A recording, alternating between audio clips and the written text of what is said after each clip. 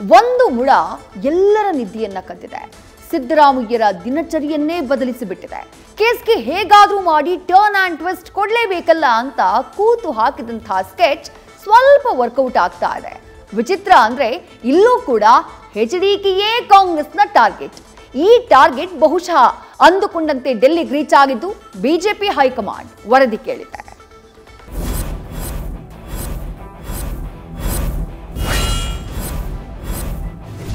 ಇದು ಯೂನಿವರ್ಸಲ್ ಅಲ್ಲ, ರಾಜ್ಯದ ಮಟ್ಟಿಗೆ ಹೊಸ ಟ್ರೆಂಡ್. ಮೋಡ prosecution, whitener, CM ರಿಸೈನು.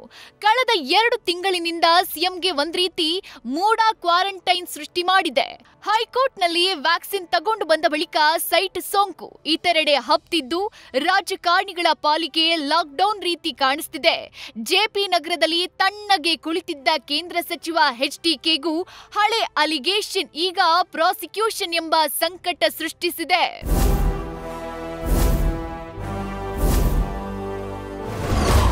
Tension tension tension, prosecution tension. HDK ಕೇಸಿನ ಡೀಟೇಲ್ ಕೇಳಿದ ಹೈಕಮಾಂಡ್. ಅಂದಹಾಗೆ HDK ವಿರುದ್ಧ ಪ್ರಾಸಿಕ್ಯೂಷನ್ಗೆ ಲೋಕಾಯುಕ್ತ ಪತ್ರ ಬರೆದ ಬೆನ್ನಲ್ಲೇ ಬೆಳವಣಿಗೆ ಮೇಲೆ ಬಿಜೆಪಿ ಹೈಕಮಾಂಡ್ ನಿಗಾ ಇರಿಸಿದೆ. ಮೋದಿ ಸಂಪುಟದಲ್ಲಿ ಸಚಿವರೂ ಆಗಿರುವ HDK 17 ವರ್ಷಗಳ ಬಳಿಕ ಗಣಿ ಅಕ್ರಮ ಅನುಮತಿ ಜೀವಂತವಾಗಿದೆ. ಹೀಗಾಗಿ ಪ್ರಕರಣದ ವರದಿ ನೀಡುವಂತೆ ರಾಜ್ಯ ಬಿಜೆಪಿ ನಾಯಕರಿಗೆ ಬಿಜೆಪಿ ಹೈಕಮಾಂಡ್ ಸೂಚನೆ ಕೊಟ್ಟಿದೆ. ಕಾನೂನು ಬಾಹಿರ ಅಂದ್ರೆ ಹೇಗೆ ಎಂದು HDKಗೆ ಪರಂ ತಿರುಗೇಟು. ಗೌಡರ ಕುಟುಂಬದ ಮೇಲೆ ದ್ವೇಷ, ಕುಮಾರಸ್ವಾಮಿಗೆ ಅಶೋಕ್ ಬಲ. ಕೇಂದ್ರ ಸಚಿವ ಕುಮಾರಸ್ವಾಮಿ ಮೇಲೆ ಕೇಳಿ ಬಂದಿರುವ ಆರೋಪ ರಾಜಕೀಯ ವಾಕ್ಸಮರಕ್ಕೆ ಕಾರಣ ಆಗಿದೆ. ಟಾರ್ಗೆಟ್ ಮಾಡಲಾಗ್ತಿದೆ ಎಂಬ HDK ಮಾತಿಗೆ ಗೃಹ ಸಚಿವ ಪರಮೇಶ್ವರ್ ತಿರುಗೇಟು ನೀಡಿದ್ರೆ ಕುಮಾರಸ್ವಾಮಿ ಬೆಂಬಲಕ್ಕೆ ವಿಪಕ್ಷ ನಾಯಕ ಅಶೋಕ್ ಬಂದಿದ್ದಾರೆ. ಅವರು ಇನ್ವೆಸ್ಟಿಗೇಷನ್ ಮಾಡುವಾಗ ನಮಗೆ ಪ್ರಾಸಿಕ್ಯೂಷನ್ಗೆ ಪರ್ಮಿಷನ್ ಕೊಡಿ, ಈ ರೀತಿ ಒಂದು ಕಾನೂನಿಗೆ ವಿರುದ್ಧವಾಗಿ ಆಗಿದೆ ಅಂತ ಹೇಳಿ ಅವರು ಪ್ರಾಸಿಕ್ಯೂಷನ್ಗೆ ಕೇಳಿದ್ದಾರೆ. ಕುಮಾರಸ್ವಾಮಿ ಅವರ ಬಗ್ಗೆ ಕೇಳಿದ್ದಾರೆ ಮತ್ತು 4-5 ಜನರ ಬಗ್ಗೆ ಕೇಳಿದ್ದಾರೆ.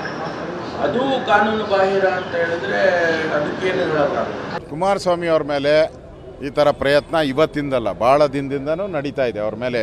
ಯಾಕೆಂದ್ರೆ ನೀವು ನೋಡ್ತಾ ಇದ್ದೀರಾ, ಈಗಾಗಲೇ ರೇವಣ್ಣವ್ರು ಜೈಲಿಗೆ ಹಾಕಿದ್ದಾರೆ, ಅವ್ರ ಮಕ್ಕಳನ್ನೆಲ್ಲ ಜೈಲಿಗೆ ಹಾಕಿದ್ದಾರೆ. ರೇವಣ್ಣವ್ರ ಹೆಂಡ್ತಿನೂ ಜೈಲಿಗೆ ಹೋಗೋಕ್ಕೆ ಸ್ವಲ್ಪರಲ್ಲಿ ಮಿಸ್ ಆಯಿತು. ಅಂದರೆ ಇಡೀ ಕುಟುಂಬದ ಮೇಲೆ ಒಂದು ರೀತಿ ಸೇಡಿಗೆ ಸೇಡು ಅನ್ನೋ ರೀತಿ ಮಾಡ್ತಾ ಇರೋದು ಕಾಣ್ತಾ ಇದೆ. ಅದು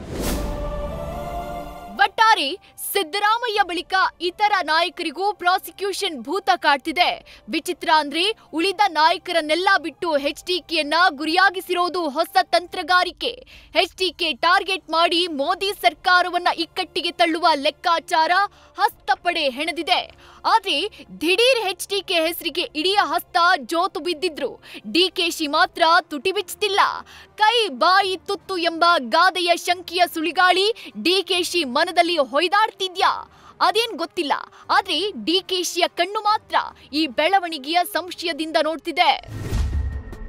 news first bureau. News first ನಿರ್ಭೀತಿಯಿಂದ ನಿಮ್ಮ ಪರವಾಗಿ.